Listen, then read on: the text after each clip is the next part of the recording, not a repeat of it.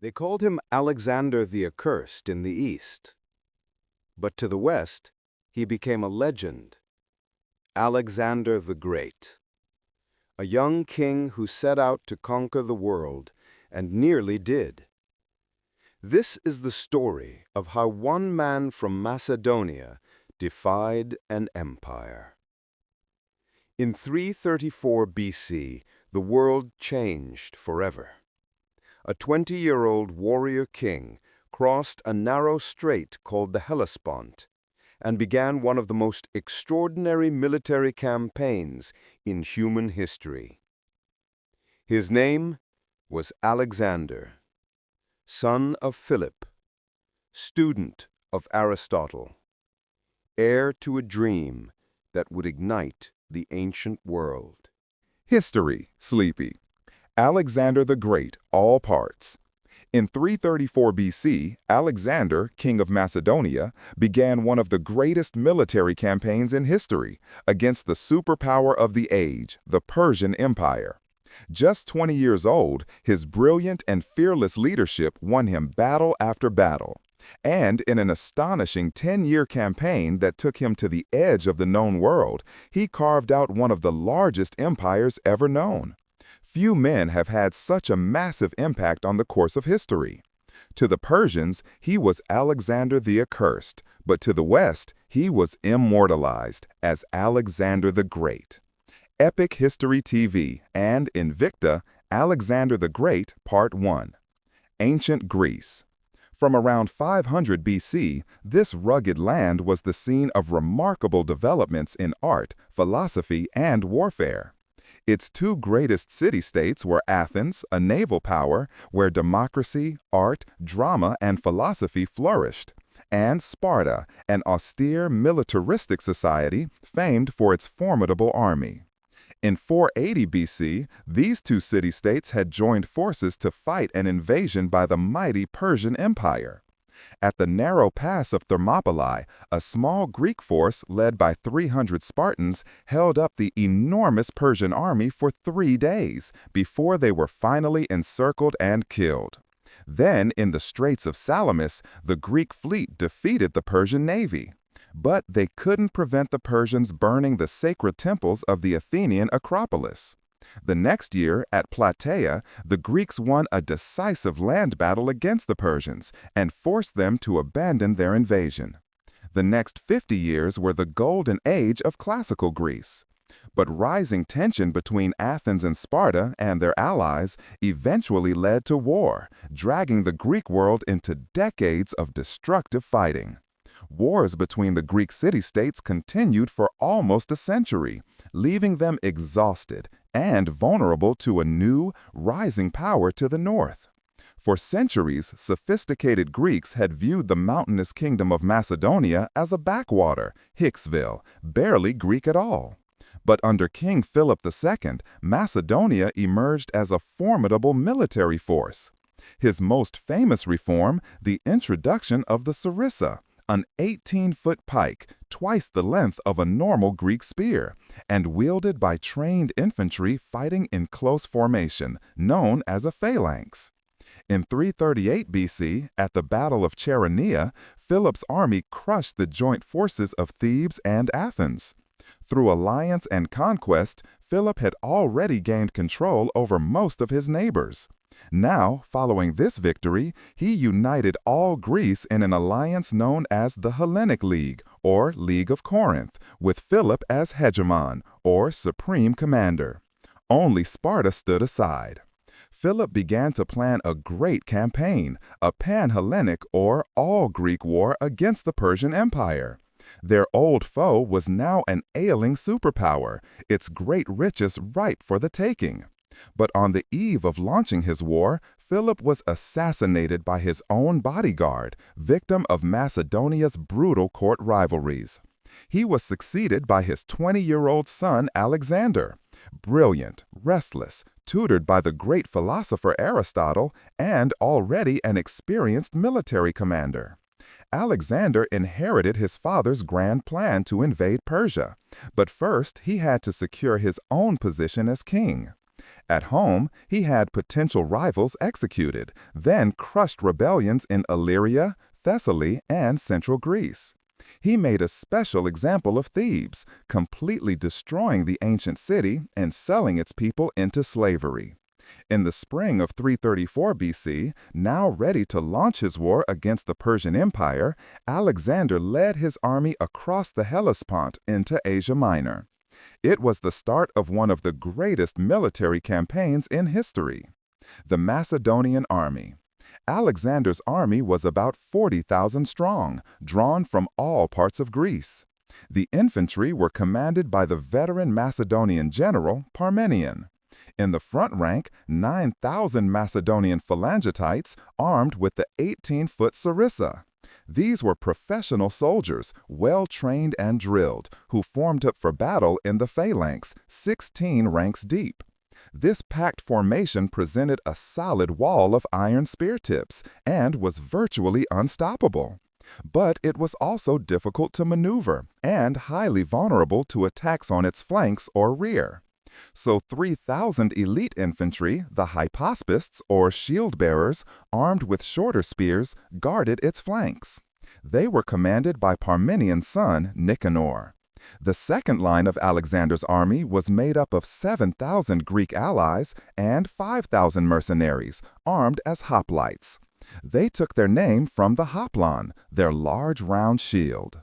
History, sleepy, and carried shorter 8-foot spears.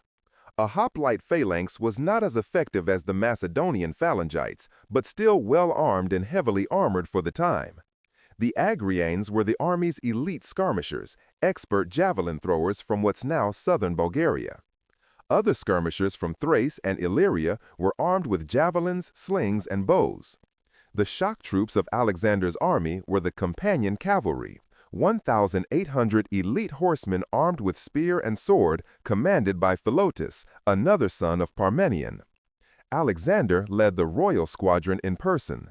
There were also 1,800 cavalry from Thessaly, commanded by Callas, 600 from other parts of Greece, led by Arigeus, and 900 mounted scouts from Thrace and Paeonia, under Cassander. The Granicus. The great Persian Empire was divided into provinces, called satrapies. Each satrapy was ruled by a governor, or satrap. Those in Asia Minor, now threatened by Alexander's invasion, met to discuss strategy. Memnon of Rhodes, a skilled Greek general in Persian service, urged them to avoid battle with Alexander. Instead, he advised them to use a scorched earth strategy, to burn villages and crops and withdraw to the interior. Alexander's army, he promised, would quickly starve. It was good advice, but the satraps were unwilling to lay waste to their own provinces without a fight. So they decided to face Alexander's army at the river Granicus. The Persian army formed up behind the river, which was shallow but 60 feet wide with steep banks. Their front line was a wall of cavalry, about 10,000 horsemen from across the empire, Medes and Hyrcanians from modern Iran, Bactrians from Afghanistan, and Paphlagonians from Turkey's Black Sea coast. Behind, in reserve, were the infantry, several thousand Greek mercenaries, a common sight in Persian armies at this time. These men fought for Persian gold and were armed with the round shield and short spear of hoplites. The Persians may have been unsure if they could trust these men in combat against fellow Greeks and so placed them at the rear. Alexander, determined to attack and destroy this Persian force before it could retreat, raced to the Granicus with his best troops. On his left wing, he posted the Salian, Greek, and Thracian cavalry under Parmenion's command. In the center were the massed spears of the phalanx, its 6 divisions commanded by Perdiccas, Koinos, Amyntas, Philip, Meleager, and Crateros. On the right, Alexander himself, with the companion cavalry under Philotas, as well as the elite hypaspists, the Agrianes javelin throwers, and the archers. Alexander, with 13,000 infantry and 5,000 cavalry in all, was probably slightly outnumbered. But, ignoring advice to wait until dawn to cross the river, he ordered an immediate assault. He sent a squadron of companion cavalry to ford the river, followed by a regiment of hypaspists and the Paeonian light cavalry. Alexander, calling on his men to show their courage, then led his right wing across the river. As they reached the middle of the river, the Greeks came under a hail of javelins, darts, and arrows from the Persian line. Those that made it to the far bank were immediately charged by the Persian cavalry. Alexander was in the thick of the fighting. He attacked where the whole mass of their cavalry and leaders were stationed. Around him, a desperate conflict raged. Horses were jammed against horses and men against men, the Macedonians striving to drive the Persians away from the riverbank, the Persians determined to prevent them crossing and to push them back into the river. Alexander's attack seemed reckless, but he was buying time for the rest of his army to cross the river, including the irresistible Macedonian phalanx. Then suddenly, Alexander was fighting for his life, charged by two Persian nobles. Roesus rode up to Alexander and struck him on the head with his sword, breaking off a piece of his helmet.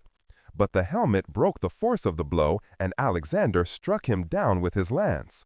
Then, from behind, Spithridates raised his sword against the king, but Black Cletus, son of Dropidas, anticipated his blow, struck his arm, and cut it off, sword and all. Now the Greek army was across the river, and the Persian cavalry faced a wall of Macedonian spears. Most turned and fled. The speed and shock of Alexander's attack meant Persia's Greek mercenaries hadn't even had time to join the battle. Alexander, in a blood rage, or possibly regarding these Greeks as traitors, ignored their appeals for mercy. The mercenaries were surrounded on all sides and massacred. Alexander had won a great victory. Asia Minor now lay at his mercy. But the Persian Empire was still a land of immense wealth and power. Already it was mobilizing its vast resources to face him. If Alexander was to conquer this empire and take his place in history, he'd next have to face Darius, King of Kings, himself. Now, as Alexander approached Sardis, capital of the Persian province of Lydia, its commander surrendered without a fight. But before Alexander could advance further, he needed to neutralize Persian naval power. Persia had a powerful fleet with major naval bases around the eastern Mediterranean that could potentially cut his lines of communication back to Greece. Rather than challenge the Persians at sea, Alexander decided to attack their nearest bases, the Greek coastal cities of Miletus and Halicarnassus. Both put up determined resistance, but were taken by winter. The following spring of 333 BC, Alexander continued his advance into Lycia and Phrygia. At Gordium, he was shown the legendary Gordian knot. A prophecy said that whoever could unpick it would rule all Asia. Alexander simply took his sword and sliced it in half. Meanwhile, Memnon of Rhodes, a skilled Greek general in Persian service, led Persian warships into the Aegean and captured the islands of Chios and Lesbos. But after Memnon's sudden death from illness, the offensive was abandoned. The Battle of Issus. 18 months had passed since Alexander's army crossed the Hellespont and invaded the Persian Empire. Now, Alexander led his men into Cilicia and was soon poised to cross the Nor Mountains into Syria. But then, the main Persian army, led by King Darius III himself, emerged behind the Greek army to the north. Darius was determined to trap and destroy Alexander's army, which he outnumbered almost 2 to 1. So he blocked Alexander's only escape route by moving his army to the coastal plain near Issus, just 6 miles wide from mountains to sea. The narrow battlefield would force Alexander to fight, but it also prevented Darius exploiting his huge numerical advantage. His army, by some estimates, was up to 100,000 strong, and contained some of the finest soldiers in his vast empire, including 10,000 of his own household troops known as the Immortals. His best cavalry were massed on his right. History, sleepy, towards the sea, where the ground was better for horses. His best infantry, his Greek mercenary hoplites, formed the center. Persian infantry formed his left wing. Alexander deployed his own army for battle, once again entrusting his left wing, nearest the sea, to Parmenion, with the Greek cavalry and infantry. In the center, as always, was the Macedonian phalanx. Alexander positioned himself and his best troops on the right wing, toward the mountain slopes. His elite Agriane javelin throwers, his archers, and behind them the Hypaspes and the companion cavalry. When Alexander saw the strength of the Persian cavalry facing Parmenion on the left, he moved across his Thessalian cavalry to reinforce him. Despite his overwhelming numbers, Darius held his position behind a small river, the Pinaris, and waited for Alexander to attack. He didn't have to wait long. Alexander called out to his men, urging them to fight bravely, picking out some by name. Then, at the head of his army's right wing, he charged. Once again, the speed and shock of the Macedonian advance sent the enemy reeling back. But in the center of the battlefield, the Macedonian phalanx was in trouble. In its effort to keep up with Alexander, its formation had become disordered. Now, in fierce fighting with Darius's Greek mercenaries, the phalanx was slowly being driven back. Alexander, seeing the danger, regrouped and led the companions in a headlong charge straight at the Persian center. The Greek mercenaries, threatened on their flank, were soon in disarray, and the Macedonian phalanx was able to resume his advance. Alexander fought his way towards the great king, Darius himself. Rather than face this apparently mad and fearless Macedonian king, Darius fled the battlefield in his royal chariot. Meanwhile, the Macedonian left wing, under Parmenion, was in a desperate fight against the best of the Persian cavalry. If the Persians could break through here, they could envelop Alexander's army and snatch victory from the jaws of defeat. But Parmenion and his troops fought doggedly and continued to hold the Persians at bay. As the news that Darius had fled spread among his troops, they abandoned the fight and tried to save themselves. The battle turned into a massacre. Ptolemy, one of the Macedonian commanders, told Alexander there were so many Persian dead, his men had used them to fill a deep ravine so they could cross over it. Son of Amun. The Battle of Issus was a stunning victory for Alexander. And amongst the spoils of victory were Darius's wife, mother, and 3 children, all taken alive and well treated by Alexander. With the Persian field army in retreat, Alexander now turned to subduing the western territories of the Persian Empire. The next year, 332, the coastal cities of Phoenicia submitted to Alexander, ending Persian naval power in the Mediterranean. But the island city of Tyre resisted. Tyre's defenders fought bravely and skillfully, even when Alexander began building a causeway to the island protected by 2 giant siege towers, which they counterattacked with fire ships. But after 7 months, the city walls were breached and Tyre fell. Most of its citizens were killed or enslaved. Gaza, too, was taken by siege. Alexander continued to Pelusium on the Nile Delta, where the Persian governor of Egypt surrendered the entire province to Alexander, along with the royal treasury. At Memphis, priests of this ancient land welcomed Alexander as their liberator from Persian rule and crowned him pharaoh. At the mouth of the Nile, he founded a new city, Alexandria, then traveled to the desert oracle the Siwa, where, according to some accounts, the priests welcomed him as son of Amun, king of the gods. Alexander returned east to Tyre, where, in 331 BC, he received news of trouble back home. Despite his great victories over the Persians, many Greeks regarded Alexander as a tyrant. King Agis of Sparta, with Persian support, now launched a revolt against Macedonia. Antipater, Alexander's commander in Greece, was already dealing with rebellion in Thrace, but he quickly marched south and met Agis in battle near the city of Megalopolitis. Even the legendary Spartans were now no match for Macedonian military power. The Spartan army was crushed. King Agis himself was among the fallen. With his base in Greece secure once more, Alexander advanced towards the Persian heartlands, seeking a final showdown with Darius. He received a letter from the Persian king offering him a fortune in gold, his daughter in marriage, and half his empire in exchange for peace. But Alexander's stunning victories, all the oracles and acclamations, had now convinced him that his destiny was to rule the world. He rejected the Persian king's offer. He didn't want half the empire. He was coming to take it all. In 334 BC, Alexander, 21-year-old ruler of the small Greek kingdom of Macedonia, led an invasion of the vast Persian Empire. It seemed impossible odds, but thanks to Greek military dominance and Alexander's fearless leadership, he won two great battles against the Persians, at the river Granicus and at Issus. Having subdued Persian lands west of the Euphrates River, he now headed east into the empire's heartlands, seeking a final showdown with the Persian king Darius III. Receiving news that a great Persian army, led by Darius, had assembled at Gaugamela, near modern Mosul in Iraq, he made straight for it. This was Darius's last chance to stop Alexander, and Alexander's chance to smash Persian power once and for all. The Battle of Gaugamela. Darius had chosen to fight on open ground, where his advantage in numbers would be more telling. His soldiers had also worked hard to clear and flatten the terrain to make it suitable for Persian war chariots. By modern estimates, the Persian army was between 50 and 80,000 strong, and made up of contingents from across the empire, infantry from Syria and Babylonia, cavalry from Armenia, India, and Central Asia, up to 200 scythe chariots, even a handful of war elephants.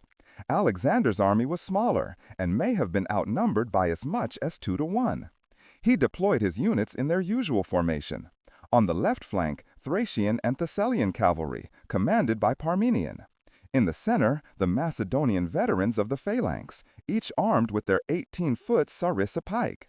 On the right flank, Alexander with his elite cavalry, the companions, and his best infantry, the hypaspists. These were the units with which Alexander planned to launch his main attack.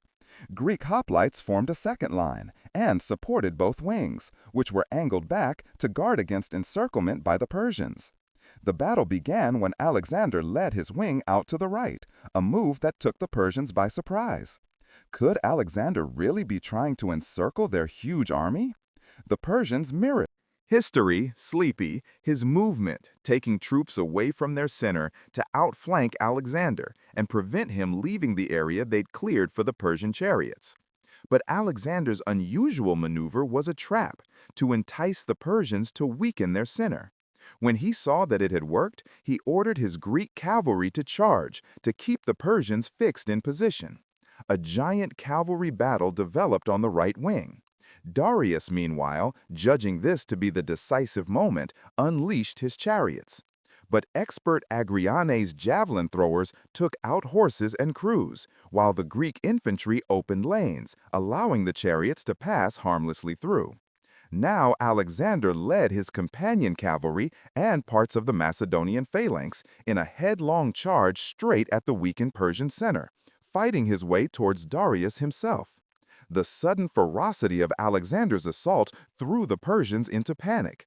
The center of the army broke and ran, King Darius himself leading the rout. But Alexander's left wing was in serious trouble.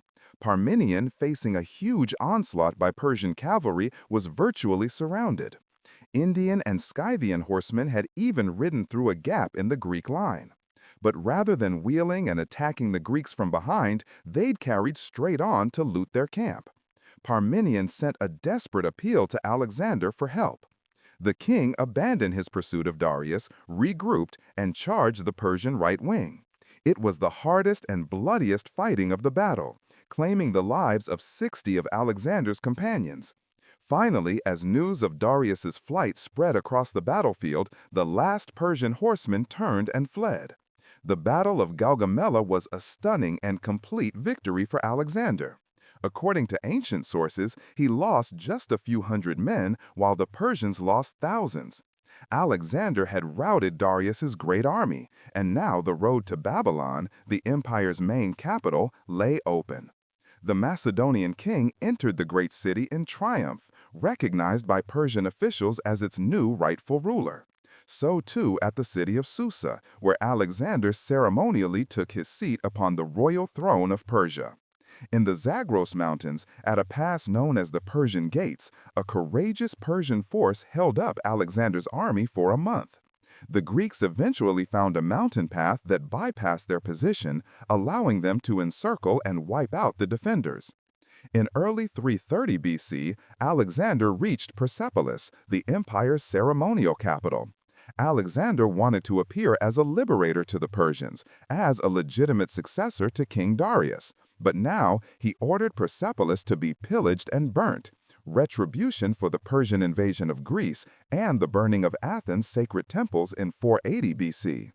Alexander now headed north into Media, where Darius had taken refuge in the royal city of Ecbatana.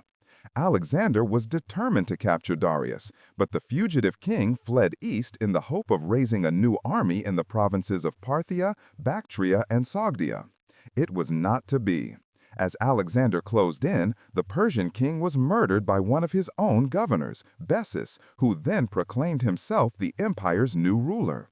Alexander gave orders for Darius to be buried in the royal tombs of Persepolis, along his ancestors. Then he paused to organize his vast new empire. Alexander appointed viceroys to rule the provinces on his behalf, keeping several Persians who had sworn loyalty in their posts. Then he resumed his march east. His goal? To find and kill the usurper Bessus, subjugate the eastern provinces, and reach the far edge of the world. In 330 BC, Alexander continued his march east. His goal? To find and kill Bessus, a Persian usurper claiming to be the rightful king, and to subjugate the eastern provinces. Alexander headed first for Aria, today part of Afghanistan, where the Persian governor Sati-Barzanes had launched a revolt, after initially pretending to submit to Alexander. The rebellion was crushed, and Sati-Barzanes killed in single combat by a Greek cavalry officer. Nearby, Alexander founded the city of Alexandria Ariana, modern Herat, one of around a dozen cities that Alexander would eventually found, almost all bearing his name. Alexander marched on to Frata. The Macedonian court had a long tradition of plots and assassination. 6 years before, Alexander's own father, King Philip, had been murdered by his bodyguard. He was now informed that Philotas, commander of his companion cavalry, had uncovered a plot to assassinate Alexander, but kept it secret. Philotas and his father Parmenion were among the most respected of Alexander's commanders and had played crucial roles in all his great victories. But when Philotas confessed under torture, Alexander had him executed, then sent assassins back to Ecbatana, where Parmenion was governor, to kill him before he even heard of his son's death and had a chance to turn against Alexander. In 329, Alexander resumed his pursuit of Bessus. En route, he founded the city of Alexandria Arachosia, modern Kandahar, in southern Afghanistan. As he reached Kunduz, Bessus was betrayed by his own men and handed over in chains. Alexander sent him back to Persia for execution as a kingslayer. Alexander pushed on into modern Tajikistan, where the Sogdians rose up against him. He had to fight off attacks by local tribes and take several towns by assault.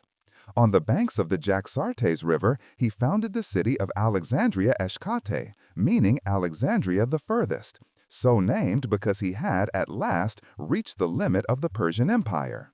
This frontier was frequently raided by nomads, known to the Greeks as Skydians.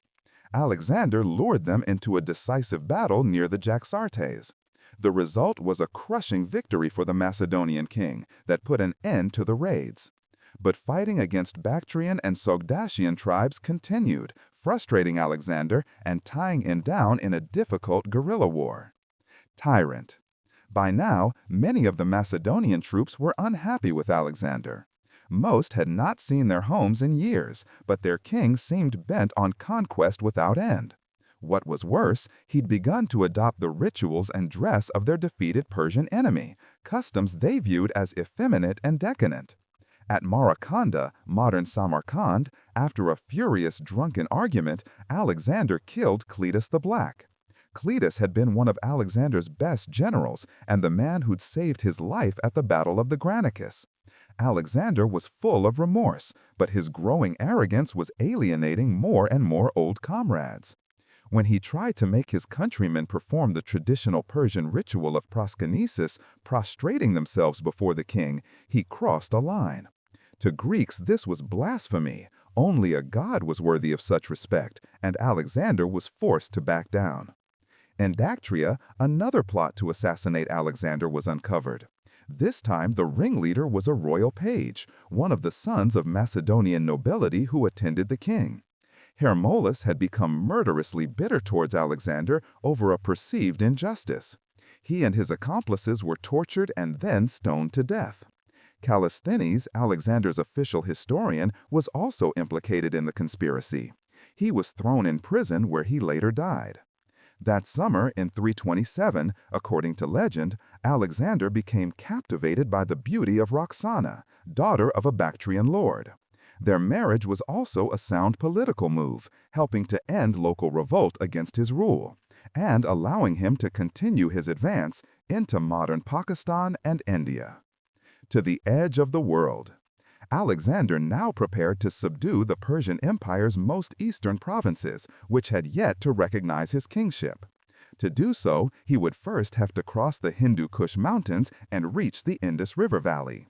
Advancing in 2 columns, his army won a series of skirmishes against the Aspasii and Asapaseni as they fought their way into what's now the Swat Valley of northern Pakistan. After a fierce siege, Alexander took the Assassinian capital of Masaga. According to legend, it was ruled by a beautiful queen, Cleophas, who bore Alexander a son and was allowed to keep her throne. The ruler of Taxila, near modern Islamabad, had formed an alliance with Alexander. Together they marched to face Porus, king of Paravas, at the Battle of the Hydaspes. It was Alexander's costliest battle, as Porus's war elephants inflicted terrible casualties amongst the Greeks. But despite Porus's fearless leadership, the battle ended in a decisive victory for Alexander, winning him control of the Punjab. Alexander wanted to push on into India, to reach the great river which ancient Greek geographers said formed the edge of the world. But at the river Hyphasis, known today as the Bias, his army mutinied. His men had marched thousands of miles, fought countless battles, and not seen their homes in 8 years. They'd heard rumors of gigantic armies waiting for them in India. They refused to go any further.